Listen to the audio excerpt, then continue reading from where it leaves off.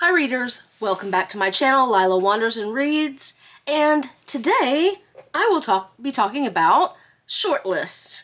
So on the 26th of March, the Women's Prize for Nonfiction shortlist was announced, and on April 2nd, the Women's Prize for Fiction shortlist was announced. Each list contains 6 books. A lot of other booktubers did their videos on these subjects separately, and when they were announced, I had other stuff going on. Most likely a cold at the time of the nonfiction shortlist. I'm going to talk about that shortlist last, because I want to talk about the Women's Prize for Fiction shortlist first. As I said, there were 6 books on the list. I have 4 of them, and 2 of them I've had to stop myself from buying. The first of those is Good Girl by Aria Aber. I really want to read that book because it is about an Afghan woman who lives in Germany, but it's got too clubby a vibe for me, and I just don't know if it would be a fit for me. I'm interested in hearing what other people think about that book, so I will be checking it out on YouTube, some reviews, and if it wins the prize, I'll buy it. The other one is by Elizabeth Strout, Tell Me Everything, and I'll be talking more about that, even though I don't have it, tomorrow in an author spotlight. But let's get started. All Fours by Miranda July. I have had this for a while. I have been hesitant to read it because one of the booktubers that I follow, Greg, over at Supposedly Fun, has read some Miranda July and didn't like her, and he doesn't think he's going to like this either. But although Greg and I have similar taste in reading, we've differed in the past. So I have a feeling that within the next few weeks, I'm going to pick up All Fours and give it a shot. A semi-famous artist announces her plan to drive cross-country from Los Angeles to New York City. 30 minutes after leaving her husband and child at home, she spontaneously exits the freeway, checks into a nondescript motel, and immerses herself in an entirely different journey. All Fours tells the story of one woman's quest for a new kind of freedom, part absurd entertainment, part tender reinvention of the sexual, romantic, and domestic life of a 45-year-old female artist. All Fours transcends expectation while excavating our beliefs about life lived as a woman. Once again, July hijacks the familiar and turns it into something new and thrillingly, profoundly alive. So we'll see. And if I'm wrong about it and I end up enjoying it, I'll come back and let you know. Next up is one that I have and haven't read, and it's one I almost talked myself out of reading because I was listening to a podcast, and between this and another, about this and then later another book, and it's like the podcast didn't really intrigue me for reading this, but I do want to read The Persians by Sanam Malouji. I think it's got a fascinating premise. I love smudgy glasses, apparently. I love books by and about women from Iran, Afghanistan, Persia, and the general Middle East. So I think that I will connect with this, probably more than I connect with All Fours, so I'm just not sure which one to read first. We'll see. Meet the Valiant family. In Iran, they were somebodies. In America, they're nobodies. First, there is Elizabeth, the regal matriarch with the famously large nose, who remained in Tehran despite the revolution. She lives alone, but is sometimes visited by Niaz, her Islamic law-breaking granddaughter, who takes her partying with a side of purpose and yet manages to survive. Elizabeth's daughters wound up in America. Shireen, a charismatically and flamboyantly high-flying event planner in Houston who considers herself the family's future, and Seema, a dreamy idealist turned housewife languishing in the chaparral-filled hills of Los Angeles. And then there's the other granddaughter, Beta, a disillusioned law student in New York City trying to find deeper meaning by quietly giving away her belongings. When an annual vacation in Aspen goes wildly awry and Shireen ends up in jail, the family's upper-class veneer is cracked open. Shireen embarks on a quest to restore the family name to its former glory. But what does that mean in a country where the Valyats never mattered? Can they bring their old inheritance into a new tomorrow? Now, this is what I do love about it, and I think that this is the one I'm going to read before All Fours. It spans from 1940s Iran to a splintered 2000s. I love dual timelines or multiple timelines, so that is definitely on the list to read soon. I think maybe just the podcast didn't talk about it in that way, and it just talked about some of the characters, and I kind of got lost. So anyway. Next up on the Women's Prize for Fiction shortlist is one of my favorite books that I read in 2024, and that is Yael van der Wouden's The Safekeep. I can't tell you how much I loved this. I thought it probably would not have been on my favorite list, but for one thing. As I'm going along, I think, oh, this is nice. I'm just reading some nice little lesbian lit fic. And then the author flipped the switch, and I can't think of a way to say it without spoiling it. Something happened that made you realize that some things earlier that seemed very minor were actually significant. And I did not see it coming, and I absolutely adored this book. It gave me gothic vibes at the beginning, but it is not gothic at all. But I absolutely adored this book. This is one I would read again in a couple years. I won't have forgotten it. A house is a precious thing. It's 1961, and the rural Dutch province of Overijssel is quiet. Bomb craters have been filled, buildings reconstructed, and the war is well and truly over. I guess I never thought that almost 20 years later, 15, 16 years later, that it would take that long to recover from the war, but I was not alive during World War II, and I know the destruction that it caused. So, anyway, I just never thought about it until I read this book. Living alone in her late mother's country home, Isabel knows her life is as it should be, led by routine and discipline. But all is upended when her brother, Louis, delivers his graceless new girlfriend, Eva, or is it Ava? Eva, at Isabel's doorstep, as a guest, there to stay for the season. Eva is Isabel's antithesis. She sleeps late, walks loudly through the house, and touches things she shouldn't. In response, Isabel develops a fury-fueled obsession, and I don't know why my ring light randomly comes on. And when things start disappearing around the house, a spoon, a knife, a bowl, Isabel's suspicions begin to spiral. In the sweltering peak of summer, Isabel's paranoia gives way to infatuation, leading to a discovery that unravels all she's ever known. The war might not be well and truly over, after all, and neither Eva nor the house in which the two women live are what they seem. It says this is a brilliantly plotted, uncommonly assured debut novel, and it is. I can't wait to read more from Yael van der Woude. I absolutely adored this book. Again, one of my top books for 2024. Now, the final book that I have on the Women's Prize for Fiction shortlist is one of my favorite books for 2025, and that is Nusaybah Yunus's Fundamentally. This is a book that I know the Persians won't compare to it, but because I had a personal connection with this book. If you don't know, I was in the military, I served in Afghanistan, and then later on became a contractor in Afghanistan and also in Iraq.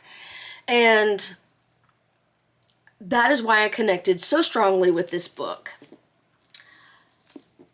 I'm going to read you the thing, but let me tell you, Nadia Amin is just one of my favorite characters. There's a little bit of a improbable happy ending in here, but with the best books, I will take the improbable happy ending and thank the author for it, because it could have gone a different way, but it gave me the ending that I needed. When Nadia Amin, a witty and big-hearted PhD, publishes an article on methods for rehabilitating ISIS brides, everything changes. The UN comes calling with an opportunity to put her theory into practice and lead a de-radicalization program for ISIS-affiliated women. And why not? Abandoned by her mother and devastated by unrequited love, she leaps at the chance. In Iraq, Nadia quickly realizes she's in over her head. The UN is a mess of competing interests, and the Iraqi government has no intention of approving her program. Her team isn't much help. Under her command is Goody Two-Shoes Sherry, who never passes up an opportunity to remind Nadia of her objections, and Pierre, a snippy Frenchman who has no qualms about perpetually scrolling through Grindr. But then Nadia meets Sarah, a hilarious, foul-mouthed East Londoner who joined ISIS at just 15. The two are kindred spirits, and Nadia vows to get Sarah home. However, in Nadia's new maddening world, nothing is as it seems. Success is determined by how well she can cozy up to corrupt ministers and screw over her rivals. As the de-radicalization program picks up traction, Sarah reveals a secret that upends everything, forcing Nadia to make a drastic choice. In the fallout, Nadia's brown savior fantasies crumble, leaving her to wonder if she can save someone who doesn't want to be saved. This book is hilarious. It is, for me, relatable. Like I said, I got a real connection to it.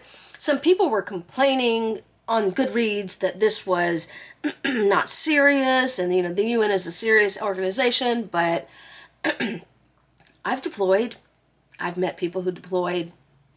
This was fucking a great read. So,